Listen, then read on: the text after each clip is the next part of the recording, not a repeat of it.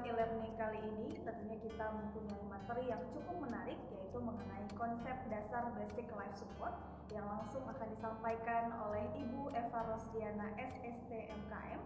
Nah, bagi Anda, baik itu siswa, masyarakat umum ataupun juga mahasiswa, bisa langsung menyaksikan. Ini dia.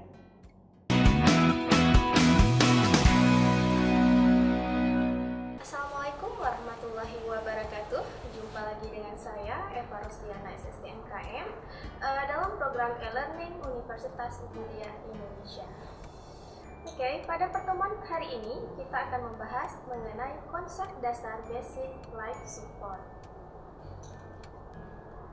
Baik, sebelumnya kita akan melihat dulu pengertian daripada basic life support.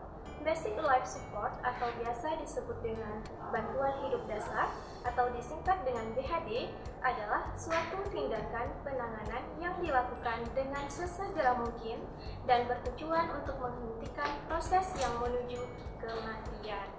Basic life support merupakan usaha untuk mempertahankan kehidupan saat penderita mengalami keadaan yang mengancam nyawa atau alat gerak. Pada kondisi nafas dan denyut jantung berhenti, maka sirkulasi darah dan transportasi oksigen juga akan berhenti. Nah, sehingga dalam waktu singkat organ-organ tubuh, terutama organ vital seperti paru-paru, otak, itu akan mengalami kekurangan oksigen yang berakibat fatal bagi korban dan mengalami kerusakan. Nah, ini artinya bantuan hidup dasar ini merupakan bantuan yang harus dilakukan sesegera mungkin ketika kita mendapatkan situasi ataupun korban dalam kondisi yang sangat kritis seperti terjadinya henti nafas atau henti jantung. Nah, selanjutnya indikasi basic life support.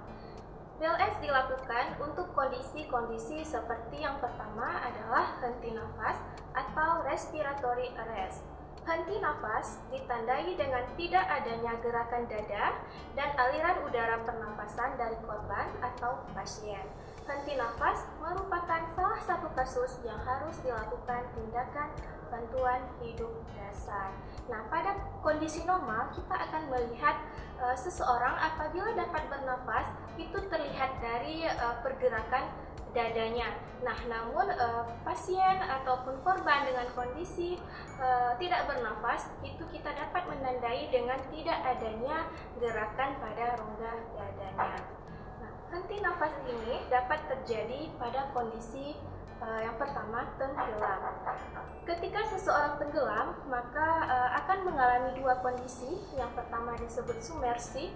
Submersi ini adalah kondisi ketika seluruh tubuh atau bagian-bagian vital itu berada di dalam air. Nah, kemudian kondisi kedua disebut dengan imersi.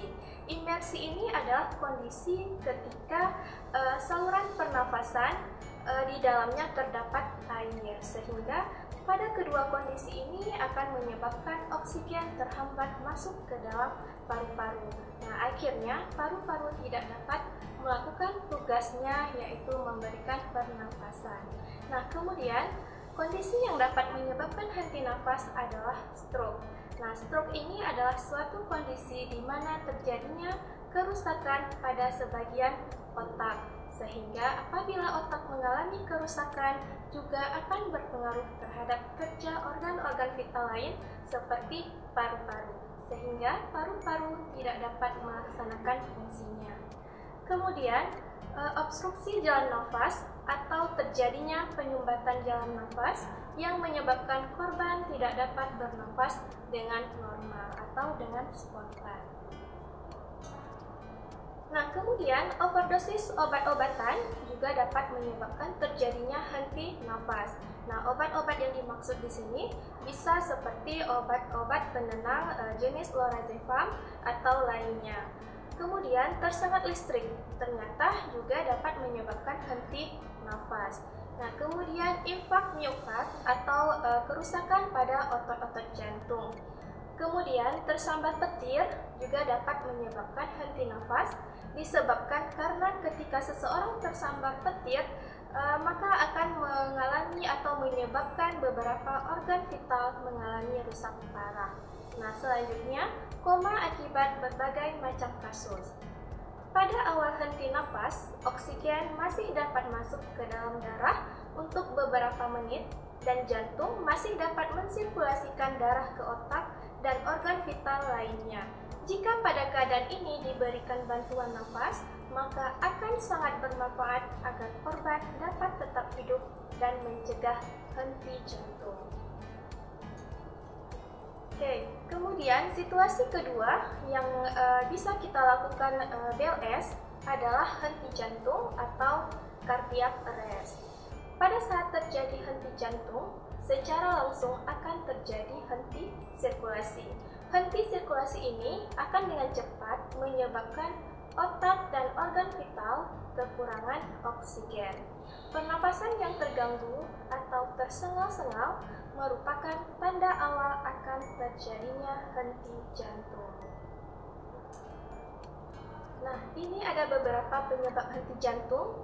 Ada dari kardiak atau dari jantungnya sendiri, dan juga faktor ataupun ekstrak kardiak, yaitu di luar jantung.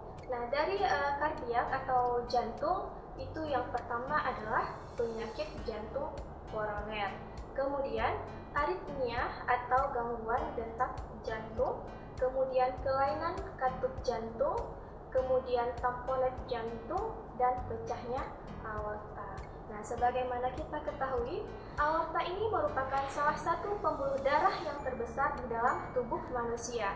Nah, sehingga apabila aorta ini pecah, otomatis akan mengganggu kerja organ jantung. Nah, kemudian penyebab lain di luar jantung yang pertama adalah sumbatan jalan nafas, kemudian gagal nafas, kemudian gangguan elektrolit, shock atau perdarahan hebat, kemudian overdosis obat-obatan, dan juga keracunan. Nah, kemudian BLS ini memiliki tujuan yang pertama, mempertahankan dan mengembalikan fungsi oksigenisasi organ-organ vital seperti otak, jantung, dan paru. Kemudian, mempertahankan hidup dan mencegah kematian.